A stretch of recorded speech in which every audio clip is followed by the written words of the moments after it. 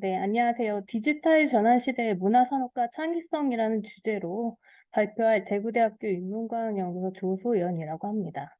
잠시만, 저 화면 좀 조정하겠습니다. 네, 저는 그 문화 콘텐츠 인력 양성 정책이라는 것을 주제로 석사랑 박사 학위 논문을 썼는데요. 오래간만에 이런 관련 주제에 대해서 다시 정리를 하다 보니까 좀 많은 생각을 하게 되었습니다. 예, 그런 부분들에 대해서는 발표를 통해서 말씀드리고자 합니다. 예, 그러면은 발표를 시작하도록 하겠습니다. 이 보시는 바와 같이 발제집과 동일한 순서로 발표 진행하도록 하겠습니다.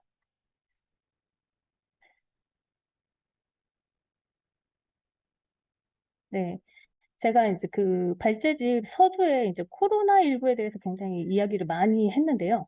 이 코로나19에 대해서 이야기를 꺼낸 것은 그 우리 주변에서 일어나던 디지털 전환이란 것이 더욱 빠르고 확실하게 우리 생활에서 직접 체감이 되었던 그 시기가 아니었나라는 생각 때문이었습니다. 그래서 그 발제집의 47페이지 두 번째 문단에서 제가 이제 이야기한 것처럼 우리가 얼마나 그 디지털 친화적인 생활을 하고 있는지에 대해서 다시 한번 돌아볼 수 있는 기간이 아니었나라고 저는 그 코로나 기간을 이제 생각을 한번 해봤습니다. 그래서 뭐 여기 지금 화면에 보시는 것처럼 많은 학교들이 서둘러서 온라인 수업을 제공을 했고 재택근무를 좀 더 편리하게 진행할 수 있는 이런 각종 방식들도 많이 등장을 했고요. 저희가 이렇게 줌으로 학생 토론회를 하고 있는 것처럼 말이죠. 그래서 개인적으로는 이제 평소 잘 이용하지 않던 배달 음식도 무척 자주 시켜 먹었던 기억이 있습니다. 어, 지금 듣고 계신 여러분들은 어떠신가요? 이런 변화들이 바로 여기 지금 화면에 보이시는 것처럼 뭐 스마트폰이라든지 태블릿 PC라든지 노트북과 같은 개인의 디지털 디바이스 보급률의 증가와 사용 때문에 어떤 이런 것들이 더 큰 역할을 하였다라는 생각이 좀 들었습니다. 네, 이런 우리 주변의 변화를 바로 제가 여기 타이틀에 나온 것처럼 디지털 전환이라고 부릅니다. 사실 저희가 이제 이 디지털화 이런 거는 굉장히 많이 들어봤는데 디지털 전환은 조금 낯설어서 제가 이제 그 용어 설명을 좀 했는데요.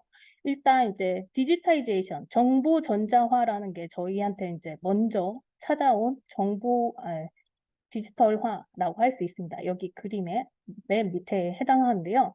이 정보 전자화란 디지털 시대 초기에 문서나 사진 같은 그 아날로그 정보들을 디지털 정보로 바꾸는 것 자체를 이야기한다고 한다면 여기 디지털라이제이션, 그 디지털화라고 우리가 이제 흔히 굉장히 친숙하는 건데요. 이건 이제 디지털 기술과 정보를 이용해서 작업들의 방식을 좀 간소화하거나 개선하는 것을 말합니다.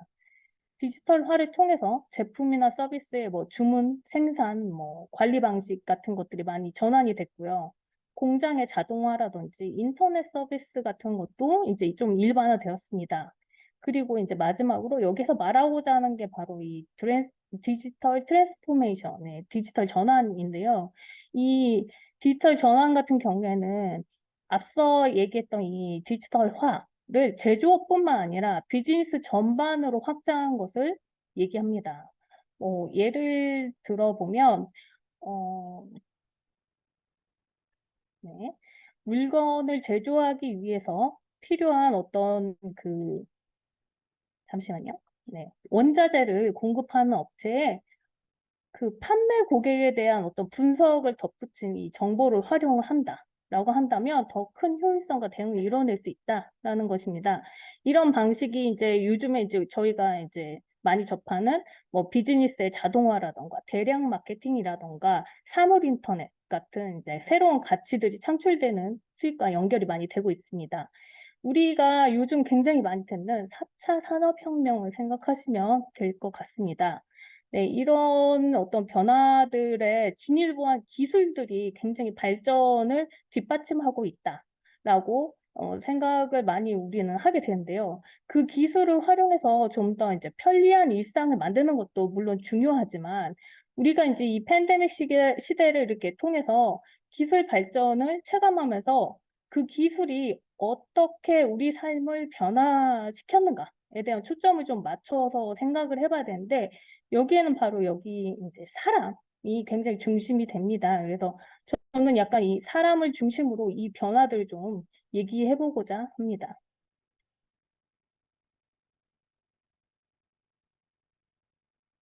네. 그 디지털 전환 시대를 맞이해서 문화산업 장르가 굉장히 많은 변화를 좀 시도를 했는데요. 그 부분에 대한 얘기를 좀 해 보려고 "위기를 기회로 바꾼 문화산업이라는 타이틀을 좀 달았습니다.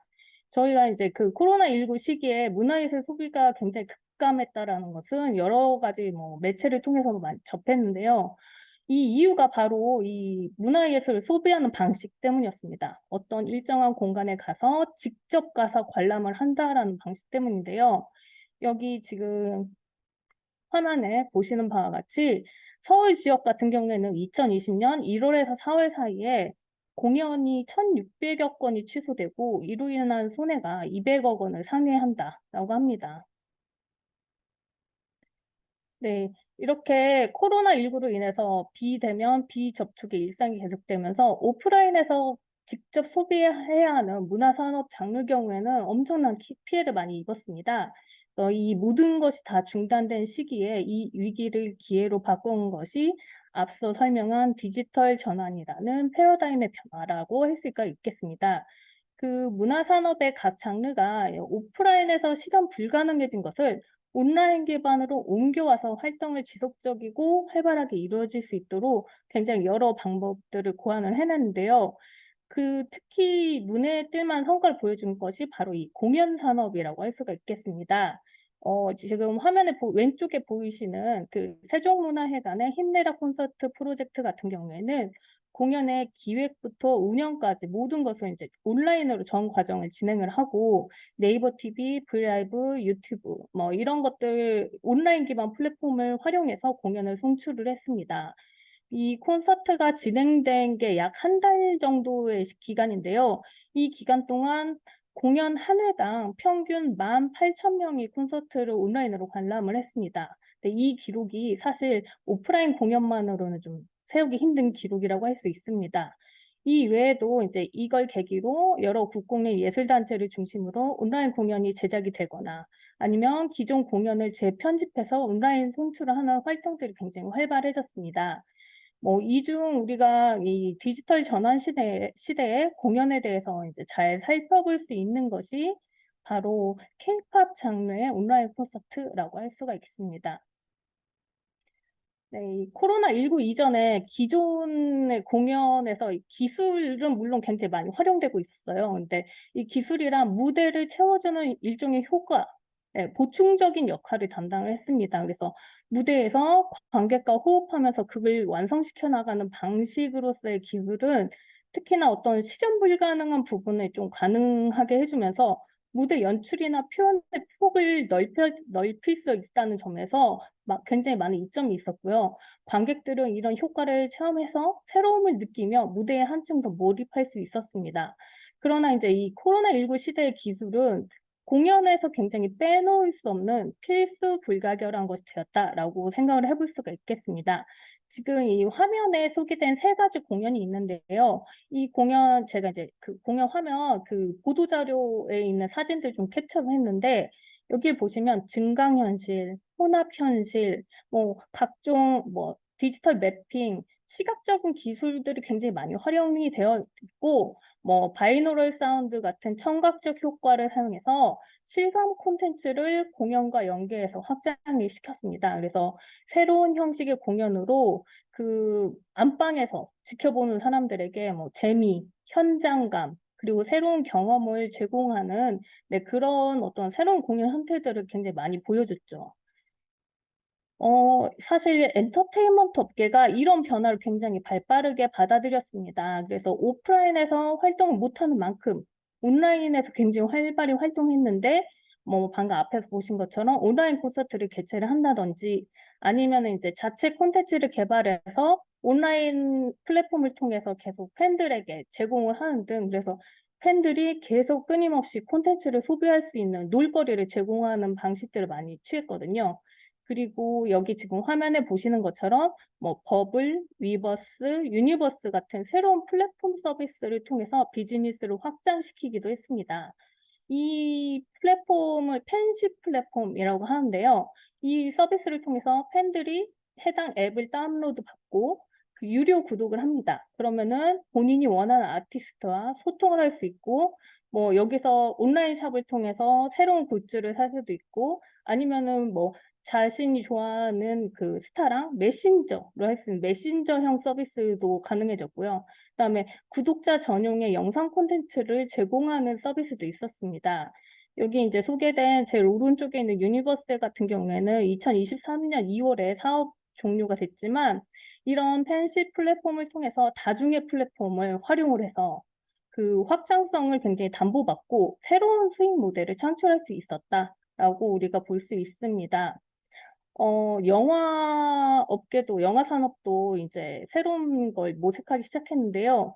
극장을 찾지 못하는 관객들을 잡기 위해서 영화 산업은 OTT를 제2의 판로로 적극적으로 활용을 했습니다.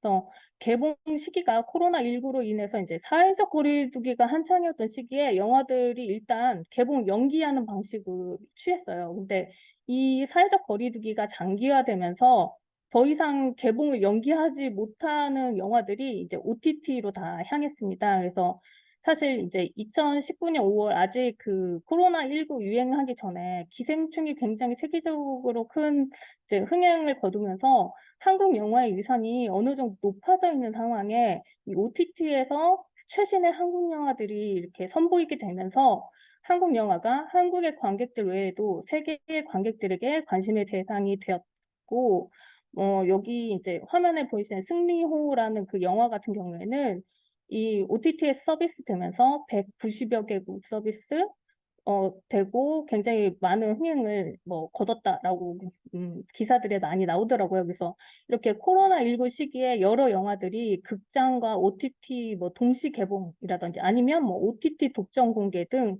다양한 방식으로 관객과 만났습니다. 영화 산업도 또한 그 다중 플랫폼을 통해서 관객과 만나고 시장의 손쉬운 확장을 이루고 새로운 수익 모델을 발견했다는 점에서 뭐 영화 산업의 디지털 전환의 의의를 찾을 수 있을 것입니다. 네, 전시 산업 또한 그 장소에 가서 직접 봐야 하는 것 중에 하나인데요. 온라인으로 그 공간을 옮겨서 가상 전시가 굉장히 활발하게 개최가 됐습니다.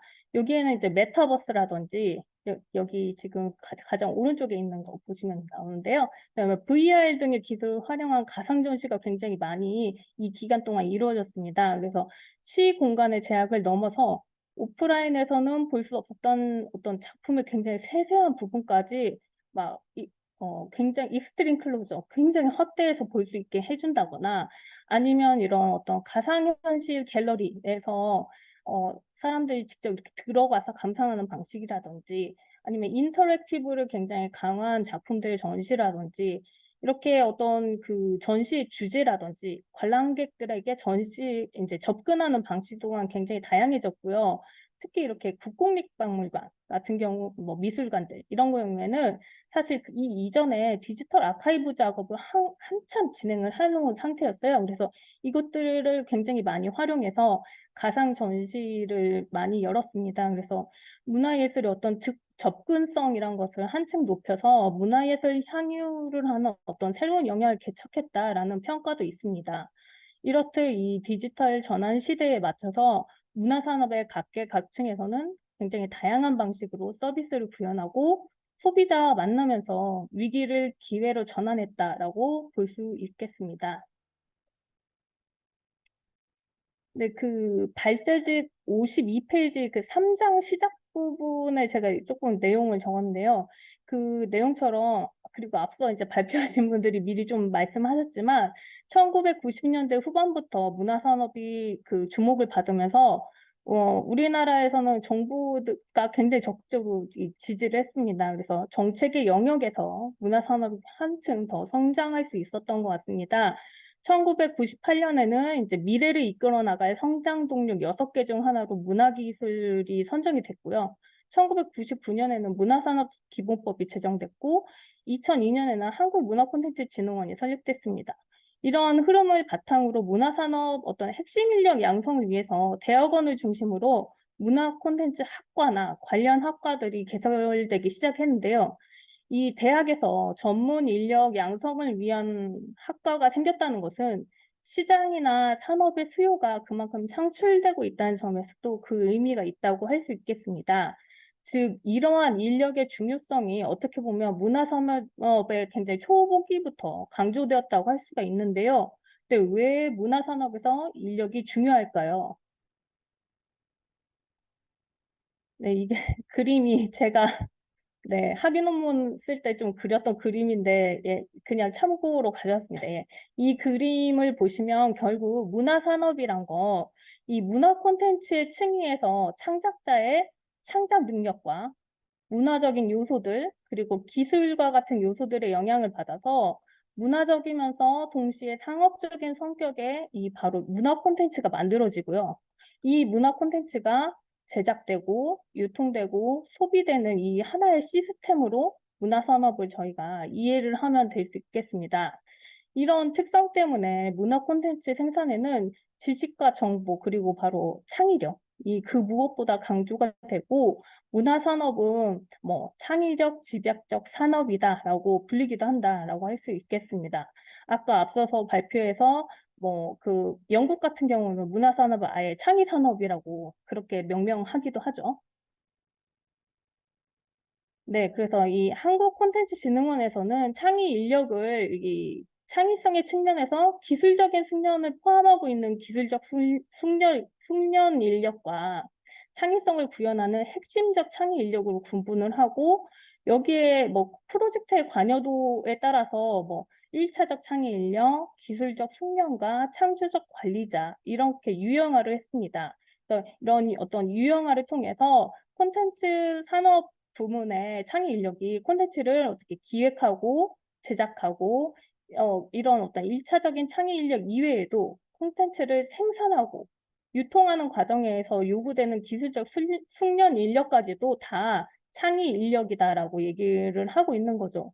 그래서 사실 어떻게 보면은 문화 콘텐츠 어떤 전반에 해당하는 인력이 어느 정도 이런 어떤 창의성을 가지고 있어야 한다는 얘기를 하고 있는 겁니다. 그래서 이를 통해서 문화산업의 어떤 기획, 제작, 유통이라는 전 과정에서 인간의 창의력이 반드시 필요하다라는 것을 알 수가 있습니다. 그래서 저희가 이제 한 산업의 어떤 장기적인 성장이나 발전을 위해서는 해당 산업의 장기적 발전 방향과 부합될 수 있는 인력이 존재하고 지속적으로 좀 배출이 될 수 있어야 하는데, 과연 그러면은 저희가 지금 말하고자 하는 문화산업은 이 부분을 어떻게 하고 있을까요? 네, 지금 제가 좀 말씀드리기는 약간 부끄럽지만 제가 그 한중일 문화 콘텐츠 인력 양성 정책을 주제로 이제 박사 논문을 쓴 지 10년이 넘었는데요. 근데 그때 글을 쓰면서 느꼈던 굉장히 많은 문제점들이 거의 해결되지 않은 채 그대로 남아 있었다는 것을 또 이번 기회에 다시 한번 느끼게 됐습니다. 네, 그 인력 양성의 핵심은 바로 교육이라고 할 수 있습니다. 그리고 문화산업에서는 무엇보다 인간의 창의성이 굉장히 중요하고요. 이렇게 얘기를 했지만 현재 문화 콘텐츠나 문화산업 교육은 어떻게 진행 중일까요? 여기 지금 이 지금 발표를 듣고 계신 분들 거의 대부분 이제 학교 소속인 분들이 많으신데 현재 문화 콘텐츠라는 학과명을 가지고 있는 학과가 전국 77개 학과, 문화산업 관련 학과로 범위를 넓히면은 더 많은 수의 학과에서 문화 콘텐츠나 문화산업 관련 교육을 하고 있는 중입니다. 이 학과들은 기본적으로 자세히 들여다보면 문사철을 기본으로 하고 있습니다. 아까 저희 쉬는 시간에 잠시 그 대화 나누셨던 걸 들었는데, 뭐, 한양대 같은 경우에는 문화 콘텐츠 학과지만, 거기서 이제 국문과 선생님들이 이제 모여서 문화 콘텐츠 학과로 좀 만든 게 있기 때문에 아무래도 문학이나 스토리텔링을 베이스로 많이 이렇게 교육을 하고 있는 부분들이 많고요. 그래서 이렇게 인문학 중심의 콘텐츠 교육을 내세우지만 문제는 현실입니다. 학생들의 어떤 니즈라던가 커리큘럼 운영의 어려움 등으로 인해서 결국에는 문화 콘텐츠 학과고 어떤 인문학을 베이스로 하고 있지만 문화산업 기술이라든지 아니면 디자인 중심의 커리큘럼으로 변화해 버리면서 결국 문화산업에서 창의력이 필요한 어떤 창작이라던가 기획 분야라던가 이런 핵심 인력에 대한 교육은 점차 축소되고 있는 상황이라고 보실 수 있겠습니다. 그리고 이러한 어떤 축소되는 요인의 하나로 저는 이제 이 인문학 자체의 위기를 생각해 볼 수 있다고 생각하는데요. 그 교육부에 따르면 국내 4년제 대학의 인문계열 학과 수가 2007년에 비해서 2017년에 엄청나게 많이 14.2%가 줄어들었고, 이 박사학위 취득자의 취업률이 2016년 자료긴 한데요. 공학 계열이 87.3%다라고 한다면 인문 계열은 50.9%에 그친다고 합니다. 그래서 어떤 인문사회 계열의 위기가 심화되었다라고 볼 수가 있는 거죠. 그래서 그렇다면 이제 혹시 기술 쪽은 괜찮지 않을까? 문화 콘텐츠도 CP, 문화 기술 쪽으로 조금 더 그 전공의 방향이 있는 학과들이 있으니까요. 근데 이 문화 기술의 경우는 어떤지 좀 살펴봤습니다. 그랬더니 2021년 정부 R&D 예산이 27조 4천억 원인데 그중 문체부 문화기술 R&D 예산이 1,139억 원. 그래서 0. 그 전체 예산 중 0.42%에 그쳤다고 합니다. 뭐 여기 지금 화면 오른쪽에 나타나 있는 것 같이 인문학 연구 지원비 추이도 보시면은 뭐 전체 예산의 0.7% 정도로밖에 되지 않는 거죠. 그래서 뭐 굉장히 저희가 말로는 중요하다라고 하지만 과연 그 중요성을 제대로 인식을 하고 있는지 궁금한 부분이기도 합니다. 네, 우리는 지금 뭐 K 콘텐츠, K 컬처 이런 게 굉장히 성공했다 하고 막 굉장히 열광하고 있는데 어떤 이런 성과들을 지속적으로 유지할 만한 제2, 제3의 좋은 콘텐츠를 만들어낼 인력과 그 기술에 대해서는 굉장히 소홀한 상황이 아닐까라는 생각이 많이 들었습니다. 그래서 어떤 학문 간 불균형을 바로잡고 이런 균형을 맞추는 일이야말로 더 늦지 않은 바로 지금 할 수 있는 일이라고 생각을 합니다. 네, 여기 사진을 하나 가지고 왔는데요. 이건 무엇일까요?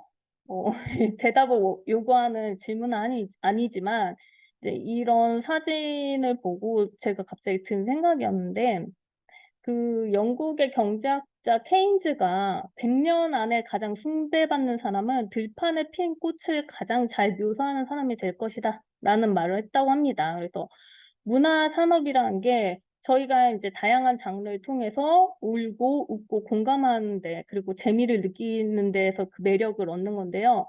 이런 문화 산업의 힘이 단지 굉장히 좋은 화소의 화면, 뭐 5G 환경 이런 데서 나오는 것이 아니고 그 안에 어떠한 내용이 담겨 있느냐에 따라 결정된다고 저는 생각합니다. 그리고 그 내용을 좀 더 창의적이고 감성적으로 만들어내는 것이 결국 사람의 창의성이라고 할 수 있습니다. 창의성은 단순히 이렇게 타고나는, 너무 창의적이다라고 이렇게 타고나는 것이 아니라 어느 정도 교육이나 훈련에 의해서 창조될 수 있는 것이라고 하는데요. 그 교육과 훈련을 할 수 있도록 지원을 아끼지 않은 것이야말로 문화산업의 지속 가능성을 위해서 할 수 있는 굉장히 최소한의 그러나 아주 중요한 일일 것이라고 저는 생각을 합니다. 예, 제가 약간 그 발표 주제에 맞춰서 그 타겟팅을 해서 발표를 이제 준비하다 보니까 이런 식으로 발표를 이제 마치게 됐는데요. 제가 이 발표를 준비하면서 굉장히 많은 생각을 좀 했어요. 그래서 아직도 굉장히 변함없이 문화 콘텐츠, 문화산업 관련 인력들의 교육이라던가 이런 부분이 어떻게 보면은 몇 년 전과 똑같이 굉장히 정치돼 있고 똑같은 문제들이 계속되고 있고 그리고 여전히 굉장히 뭐 K 콘텐츠, 뭐 K-팝 굉장히 열광하고 환호하고 있지만 그만큼의 그 밑에서 그것들을 만들어내는 사람들에 대해서는 제대로 어떤 대우라든지 이런 것도 제대로 되고 있지 않은 그런 상황은 아직도 여전하다고 생각합니다. 그래서 제가 어떻게 보면 이 발표를 준비하면서 오히려 제가 더 많이 공부가 되고 많은 것을 생각할 수 있는 발표였습니다. 네, 이상으로 발표 마치겠습니다. 감사합니다. 네, 조소영 교수님 수고하셨습니다. 네, 주제 기대했던 것처럼 디지털 전환에 따른 시대 변화에 대해서 말씀을 해주셨는데, 폴 토렌스가 말한 것처럼 주어진 문제 상황이 새로운 생각과 사물을 만들어내는 건데, 발표와 더불어서 저희에게 질의를 해주셨어요. 읽어보면 100년 안에 가장 숭배받는 사람은 들판에 핀 꽃을 잘 그리는 사람이다. 뭐 이런 말씀으로 저희들에게 선문선답 비슷하게 창의성을 자극하는 밴딩 브레이킹 브랜딩 하면 뭐 이렇게 저희도 계속 생각을 해야 되는 그런 화두를 주셨습니다. 감사합니다.